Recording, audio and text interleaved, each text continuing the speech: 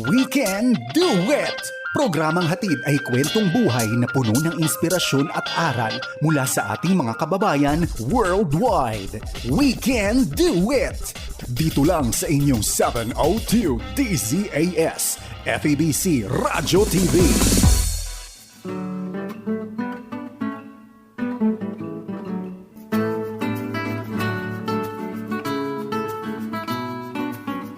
Magandang araw po sa inyong lahat. Mga kaibigan, ito na naman po ang ating palatuntunang We Can Do It! Kami nga po inyong mga kasama, Jonathan Mortiz. At Ate Maru Cepeda Javier, kamusta naman? Yeah. Ikaw, partner, kamusta ka na? Mabuti Ate Maru. Oo. Ang faithfulness ng Panginoon ay na-experience natin Amen. sa Israel. Yes. Ganon din sa Turkey nung nakabisita tayo sa Turkey. Nandun siya na very faithful ang Panginoon. And you know, cloud nine ako dahil nakabisita tayo sa Amen. lupa kung Yeah. saan siya lumaki, nabuhay, yung nag-incarnate siya doon and namatay at nabuhay na maguli. Amen. Amen. Yes, I'm- yes. I'm speechless Oh. sa faithfulness ng Panginoon. Yeah. Tama. It's Yung just Turkey amazing. na yan, Mm. pupunta din ako dyan. Kaya Yeah. Turkey ang sasakyan ko eh. Kaya matagal siguro kami. Kinakain lang natin ng turkey. Kinakain lang natin ang turkey. But I'm so glad that there are just so many miracles. Many things are happening in the power of the Lord Aha. sa iba't ibang bansa, sa buhay natin, pang araw-araw natin na buhay, nandyan po ang ating Panginoon. Well, Ate Maru, no, yung kasi ngayon na maharap tayo sa problema globally, no? Yes, sa, yes. sa Europe, Eastern Europe, nakikita natin yung mga struggles na yan, mga challenges, yung mga pananakot ng nuclear, Correct. yung gano'n, ano? It's part of life. And ito nga, yung natututunan natin, itong mga battles nandyan, pero at the same time, nandyan din yung blessings. Yes. And yes. makikita mo yung faithfulness ng Panginoon. And Amen. the blessings always overcome the battles. Mhm. And ultimately, makikita natin yan na ang blessings lang ang magpapatuloy, yung good magpapatuloy Amen. for forever. Yes. And we have seen that. It was so fresh in my experience, yung pananagumpay ng ating Panginoon Jesus. So, yan po. Yan. Ano pa lang ho yan, introduction. At yung guest ho natin naghihintay. Oo nga eh. Nako, ako you will po'y- be blessed. I You will be know. blessed ating Excited special guest. excited ako rito sa kapatid nating ito. Amen. Well, oo. Ate Maru, sabihin At muna saka, natin to. no? Oo nga, itong ating programang We Can Do It ay napapakinggan sa FEBC Radio TV sa Facebook at sa YouTube channel ng 702 DZAS FEBC Radio TV. At ganoon din sa Channel 185 sa GCTV tuwing Sabado, alas 6:30 ng umaga. Yan. Salamat po sa pagsama niyo sa amin at alam niyo naman po ang unang portion natin ay about FEBC. Right. FEBC International. And yung atin pong guest ay talaga ring faithful na nananalangin po yan sa FEBC. Tama. Oo. Talagang mga kasama na natin yan noon Yes. pa sa radyo sa Pilipinas. Mm-mm. Well, gusto kong bigyan ng pansin ang mga pangyayari po at mga nangyayari sa Ukraine. Mm-mm. Alam po ninyo, meron ho tayong 8 stations sa Ukraine. Oh, praise In God. fact, Yes. Ate Maru, sa Kyiv Mm-mm. ay meron tayong media center. Kaya inaugurate lang natin yan. Wow. Pero dahil nga ho sa sitwasyon Yes. ngayon, nakabinbin ngayon yan. Mm-mm. Pero ang gawain po natin sa Ukraine ay still continuing on, very strong. Yes. Ang ministeryo po natin. Check nyo lang po, punta lang ho kayo sa febc.org. Makikita ho ninyo yung mga updates po. Ito po ang febc.org ay information natin yan galing sa Amerika. Yung FEBC.ph, yan po yung FEBC natin sa Philippines. So, Pero as an overall ministry po ng FEBC family, ay alam niyo naman, sabay-sabay tayo nagbibigay ng mga information. Pero kung gusto niyo makakuha ng mga updates dito nga sa Ukraine, kasi yung ating operation sa Ukraine ay doon sa FEBC International. Ate Maru, ito, no, gusto kong banggitin sa inyo, itong 8 stations natin ay ito, Donetsk region, Luhansk region. Ito off the air na tayo sa Luhansk kasi nakuha ito ng Russian. Yung area niyan, nasa eastern area yan. But the station is still on. Actually, nandyan pa rin, kaya lang propaganda na ng Russia. Ang station. Okay? Look, mga kaibigan, ang aming pong pagsasalita rito ay hindi tayo pro-Ukraine, pro-Russia, pro-Jesus tayo. Amen, amen. Kasi yung operations natin sa Russia, ngayon hirap nga sila eh. Kung sino po yung director natin sa Ukraine, siya rin yung director natin sa Russia. I see. So talagang nandun yan yung how he handles the ministry. Pagdasal ho natin si Victor. Yes. Pangalan niya si Victor Aftarov. Because he's Russian and he grew up in Ukraine. Yung wife rin niya ay Ukrainian. So kasi pare-pareho rin yung kanilang lineage magkakadikit lang yan. But at the same time, ito nga po, dahil nga ho sa maling pag-iisip ng liderato ng Russia, ito ang nangyayari. Yes. So anyway, yan. Tapos meron tayong Slavyansk and those areas. It was off the air actually noong March 13, tinamaan dito ng yung mga pagbobomba. Pero ngayon naayos na-repair na. Pang-apat, meron tayo sa Kremenchuk. It's still ongoing. Yes. Sa Marinka, yung panlima, off the air tayo ngayon at since February 25. Okay. Dahil nga sa pangbobomba. So ito naapektuhan tayo. Tapos meron pa tayong 3 na stations, Povronsk, Mykolaiv. It's still ongoing. So yan, ongoing yan. Wow. At meron tayong broadcast pang bago sa Zaporizhzhia. Yan, ang hirap i-pronounce. Pero yan po ang sa Ukraine natin. Yes. Now, mga kaibigan, mga kapatid, nagkakaroon ho tayo lagi ng partnership and people are praying for the work in Ukraine. Meron ako ipapakitang video sa inyo na ito po ay in partnership with Galcom kasi narinig nga nila na meron tayong mga stations na naapektuhan. Kaya ang Galcom po ay tumulong na magbigay ng 2 transmitters. Actually, ang tawag natin dito ay Omni Station. Ito yung director ng Galcom Canada. Is a good friend. Yes. I always see him sa mga conferences po. Si Tim Whitehead. It's very, very young leader. And ito po yung partnership ng FEBC at ng Galcom. And we just want to let you know what God is doing in this partnership. Hi, I'm Tim Whitehead of Galcom International Canada. And this is the Omni Station, an all-in-one radio broadcasting solution from mic to antenna that can be deployed in just minutes and taken down even quicker if you're in an area that has a lot of violence or concern or you just have security issues.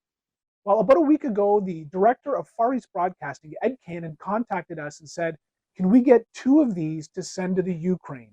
They have 2 stations that have been destroyed and they want to get back up broadcasting the gospel, broadcasting peace and hope to the people there. So we just shipped them. FEBC funded one, and as soon as I told our friends at Galcom USA, Tom Blackstone, the director there, said, we've got an emergency one that we funded, we want to send it from us as a gift. So there's 2 stations there, one funded by FEBC, one from Galcom USA, and we're already building the next one for the next disaster or emergency. Now, you might say, Tim, why send radio broadcasting equipment to the Ukraine? Don't they need food and blankets and all sorts of other important needs? Well, yes, absolutely. Please, if you're supporting the Red Cross or whomever to get practical help to the Ukraine, absolutely do it. But why do we believe in broadcasting? Well, several years ago, we worked with a missionary by the name of Russell Stendhal in Colombia, the location of the world's longest running civil war. Millions were involved in this. But Russell didn't take up arms. He didn't take sides. He broadcasted the gospel to both sides, to the Colombian army and to the rebels, the FARC rebels hiding in the jungles. He broadcasted the hope of Jesus Christ, the message of forgiveness and peace and restoration. And you know what? It worked. Russell was actually involved in the peace mediation process between the FARC and the government. Oh, I guess it's about 3 or 4 years ago now. We know the gospel works. We know the power of the message of Jesus Christ. So that's what we want. Yes, there needs to be practical help, but we need to preach hope, peace, forgiveness. And we pray that both people in the Ukraine and Russian soldiers will hear the gospel. They will understand that there's no need for this. We're praying for the power of Jesus Christ to overcome in that area and to make a miraculous change. So a couple of things. Number one, pray for the workers of Far East Broadcasting that have stayed in the Ukraine, that are doing everything they can to comfort and help and bring practical help to the people of the Ukraine. Pray for the safety of the delivery of the two stations, first to Poland and into the country and then to be deployed. And pray for people that are involved in the fighting, that they will hear the message of peace and forgiveness, that they'll understand the madness of what's going on right now, lay down their arms and seek the Lord and the Prince of Peace. So pray with us, would you? Thank you. Yan po ang ating update mula sa ating partner, ang Galcom. Kung remember rin po ninyo, ito po yung mga solar-powered radio na pinamimigay din natin sa mga listeners natin. Kaya we thank the Lord for the partnership ng continuing partnership. That's true. In fact, sila rin yung mga nag-provide sa atin noon nung ginagamit natin yung radyo na ipinaparachute natin. Nuhulog natin sa North Korea. Para makinig sila nakapakinig sila ng that was a long time ago. And that's the partnership. Matagal na ho natin ka-partner ang Galcom. And we are so thankful to the Lord pagka mayroong scenario na kailangan natin ng mga hardwares. Nandyan lagi sila, radio distribution, and also mga units na ganito, mga transmitters. Kaya mga kaibigan, mga kapatid, patuloy ho ninyong ipanalangin ang sitwasyon sa Ukraine. And hindi po madali. Yung mga staff natin definitely na nandun, still broadcasting the hope, forgiveness, mercy ng Diyos. At yung tulong, yung kung saan pwedeng kumuha ng mga tulong, syempre we're on broadcast, nandyan lagi yung public service announcement natin. Pero alam mo, Ate Maru, no, yung mga gustong-gusto nilang ngayon, yung mga programa na gusto nilang pakinggan. Yes. Plain Bible reading. Oh, wow. Yeah. Wow. Basahan mo ng Biblia ang mga taong naghihinagpis. And iba talaga ang salita ng Diyos. Amen. Nagbibigay buhay. Yes. Yeah. Yun yung pinaka paboritong mga programs ngayon. Right. Well, the Word of God is sharper than two-edged sword. So right. It Very, penetrates. very At saka, when you read the Word, that's God Himself. That's God Himself being declared. So, yun mga kaibigan, ang napakaganda nating gawin. We always have to fill our minds, our hearts with the Word of God. Right. So yun po ang FEBC International nating updates sa inyo. Patuloy niyo hong ipanalangin ang mga pangyayari po sa Ukraine. Panalangin ho natin yung mga kaibigan natin, kapatiran natin na patuloy na nagbo-broadcast ng ebanghelyo ng salita ng Diyos. Because, they can do it, we can do it sa tulong po ng Panginoon. You can do it. We can do it. Really, we can do it too. You can do it. We can do it. Really, we can do it too. Yes, Lord, we can do it with you as our strength, our guide, and everything that we need in life. Kailangan natin ang ating Panginoon. Well, our special guest for today ay isang medical person Yeah. at saka masugid na tagapakinig ng DZAS. Yes. Kaibigan Oo. natin yan. Kaibigan po namin ito. Siya po ay isang ER patient care technician sa Valley Hospital ng New Jersey. Blessed with 2 daughters, Kimberly Faith Mendoza, who finished Bachelor of Music in Piano Performance at Azusa Pacific University. And then Kimberly Faith, also a graduate of, Kimberly Faith ang una. The second one is... Christine first. Christine. Oh, Christine. Oh, I'm sorry. Christine, also a graduate of Azusa Pacific University, finished Bachelor of Arts in Christian Music. And this month, she is finishing her Master in Divinity at Austin Presbyterian Theological Seminary. Wow. Yeah. And our guest is married for the second time. The wife now is Jane Dominguez Mendoza.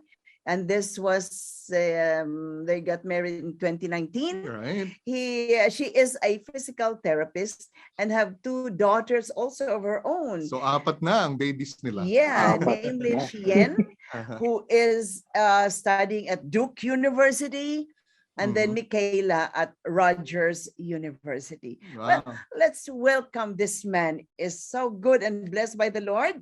Kaya lang nawala si Oli. Hihintayin natin uling makapasok. Right. And yeah. Alam mo to si Oli, we had a concert sa Salinas before. Mhm. And I think that was my very first time to meet him and his wife. Alam mo, There. Ate Maru, yung first wife niya, si Vanji, ay kinuha na po ng Panginoon. Yes, Nag-graduate na siya. And they're very, very faithful sa gawain ng Panginoon. Ang na-meet ko itong si Oli tsaka si Vanji doon sa church ni Pastor Eman. Orendain. Diyan sa Calvary Presbyterian Church. And talagang yung nakita kong yung faithfulness, yung puso nila sa paglilingkod sa Panginoon, at saka yung suporta nila sa mga bagong pastor na dumating dito. Yes. Ay all through, yung talagang full support. Kaya nagpunta rin sila ng Salinas, and then nagpunta rin sila ng Las Vegas dahil sa mga bagong ministering yan. Kaya tama-tama nakakapasok na po si Oli. So Oli, in-introduce ka na namin, nagbigay na kami ng mga background about you.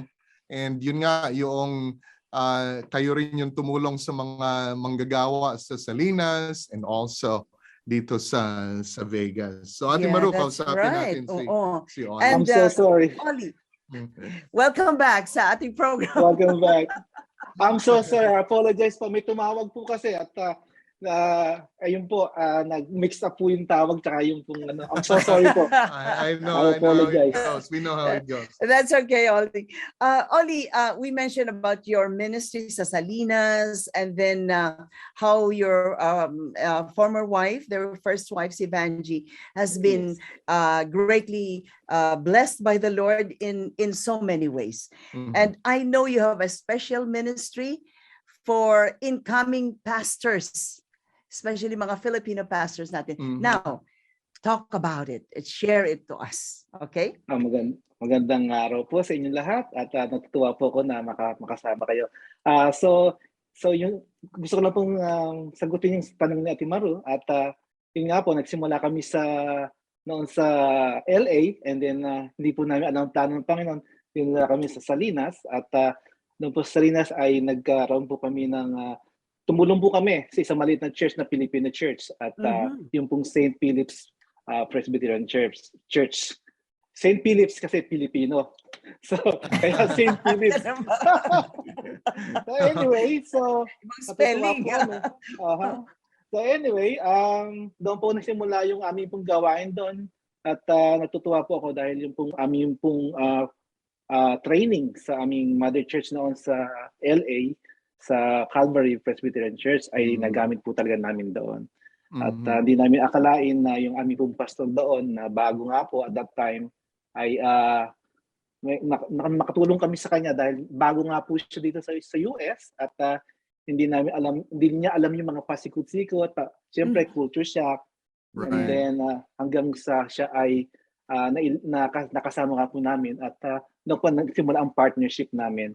Oli, I have a question. Noong pumunta kayo ng Salinas, ay para ba mag-church plant? Or dahil dumating na si pastor, kaya doon pinadala naman kayo ng Calvary Presbyterian Church? Actually, Kuya Jonathan, ang nangyari ay yung lumipat talaga kami ng Salinas dahil may bahay doon si Banji, at at that time, simula ng pamilya namin, buntis si Banji.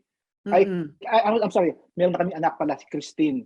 And then, kailangan namin ng katulong na mag-alaga. So, nakatulong naman yung mga biyela namin. And then, at that time, yung church doon, maliit. Hindi namin alam kung saan kami pupunta. And then, sabi nga namin, nga pala, ba't hindi natin i-try yung church na to, yung sa St. Philip's?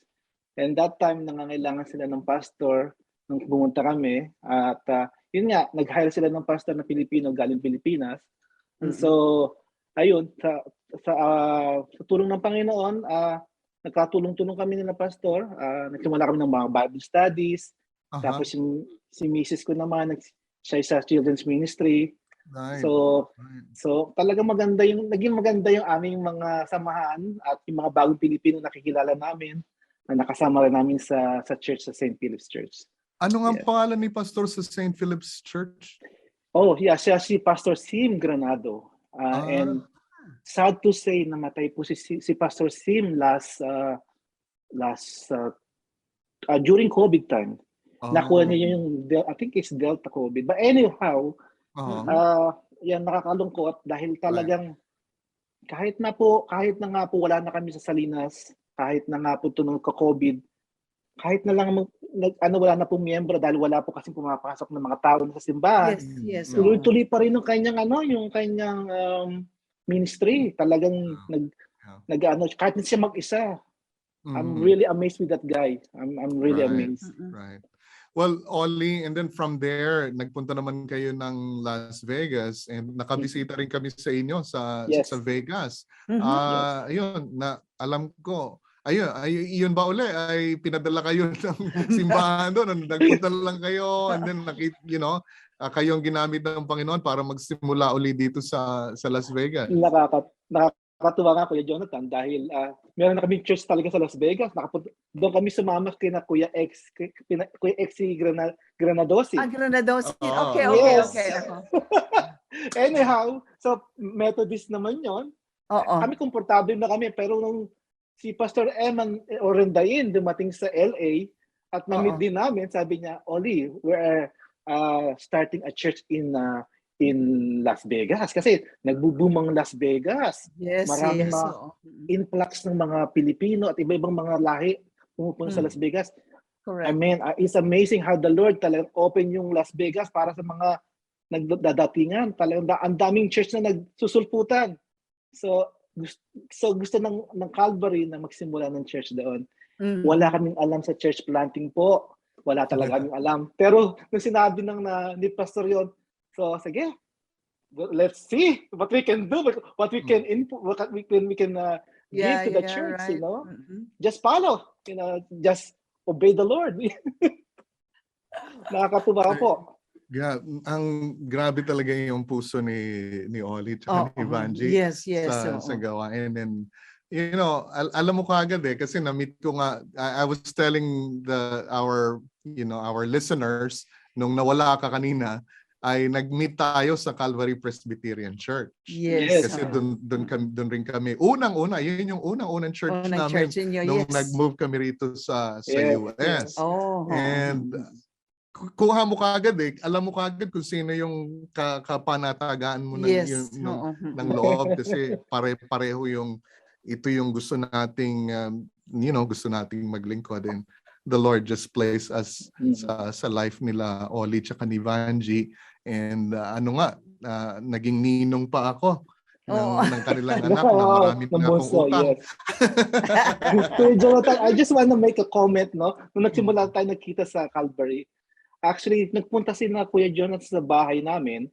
at doon tumitingin sila ng mga, kasi palipat na kami sa Linas noon Sina Kuya Jonathan, taka si Mrs. Si Lelot. Lelot, at Ate Lelot. And tumitingin ng mga gamit namin dahil sabi ni Ate Ruby na, punta kayo doon sa isang kapatiran, merong nagbebenta sila ng mga gamit dahil paalis sila. Narinig ko yung boses ni Kuya Tatan. Kilala ko to. sabi ko, ikaw ba si Jonathan Mortis? Familiar yung boses niya. Kasi narinig ko nga sa 702 BC. And then that's what the beginning ng aming pagkikita. That was the beginning and the end. Aywa. But anyhow, so going back sa Las Vegas, talaga po wala kaming alam sa church planting. Pero binuksan po namin ang bahay namin, nagsimula kami ng Bible studies, at doon ho talagang nasubok talaga yung faith. Kahit na pa ilan dumarating, talaga yung pong pastor na pinadala ng Calvary para magsimula ng church, talagang masipag talaga siya, si Pastor Dennis. And then talagang yung talaga pong nag-minister siya sa mga tao, talagang nagpapasa ng mga pamphlets. Titingnan mo, no, sa Pilipinas lang natin ginagawa yon. Pero siya talagang ginagawa niya po talaga. And then, that was the beginning of ng pagdami po ng church talagang talaga po ang pagsisimula ng church ay talagang biyaya ng Panginoon talaga. Amen. Alam mo, sa mga pastor na kagaya namin, yung mga tao na nakapaligid sa amin na talagang faithful din, that's a big encouragement to us. That's true. Kaya alam ko, malaking encouragement kayo sa mga pastor natin. Praise the Lord, yes. Oo nga. Nako, si Oli and Vanji, ganda ng partnership ninyo talaga. The first time I met you, sabi ko, napakasipag naman itong mag-asawang ito. And very nice people to be with. No? Parang at home ka kaagad, entertained ka. Parang ang tagal nyo na magkakilala. And I was so blessed, Oli, really, with you and Vanji. And we talked so much about you after the concert sa Salinas, Yes. And God has been moving from there on. And Oli, I know that one of your children is graduating. Yes. Today. Yes. Yes, today. May 8th. May 8th. Yes. Actually, sabihin mo, batiin mo na rin siya. Yes, I would like to congratulate Cheyenne Quijano, yung pong anak ng misis ko. Itong second wife ko. At she's graduating at Duke University sa BS Economics po. Yes. Economics? Economics, yeah. Wow. Oh, wow. Yeah. We need congratulations, Cheyenne. Yes. Yeah. Ang galing. Well, thank you so much, Oli. Well, this time ay magtatapos na tayo, pero kasama ko ulit namin next week. Yes. Okay. Kasi we have so many things to share. Right. Si Oli has so many things to share about how the Lord has worked in his life. And of course, congratulations kay Cheyenne. We have a Christian economist coming. Okay. Mga economists dito, mga nagiging CPA. Yun nga. Pahabol lang po. Meron na agad na trabaho nag-aantay sa kanya sa Federal Reserve. Wow. Oh, wow. Yes. Okay. So praise God. We need Christians in there. Okay. Oli, thank you. Thank you so much for your time. I know you're a very busy person, but thank you na pinaunlakan mo ang aming imbitasyon sa iyo. God bless you. more and more and more. Okay? Pinagpala mo Amen. kami kapatid kasi we can do it. You can do it sa tulong ng Panginoon. We can do it. Amen. Right? Yes. Amen. We can do it. Yes, we can do it. With Christ who gives us strength, we can do it. Yes, we can do it. With Christ who gives us strength. Ito po ang programang We Can Do It, napapakinggan po sa FEBC Radio TV at napapanood sa Facebook Live at YouTube channel ng 702 DZAS, FEBC Radio TV, gayon din po sa channel 185 sa GCTV. At Ate Maru, lumaki ang gitara natin. Oo Dami nga. po yung magpapaalam. Kami po ang inyong lingkod, Jonathan Mortiz. At Ate Maru Cepeda Javier, we'll see you again next week. Bye-bye. Take God care. bless. Bye-bye. Inyong narinig ang We Can Do It! Dito lamang sa inyong 702 DZAS, FEBC Radio TV, agapay ng sambayanan.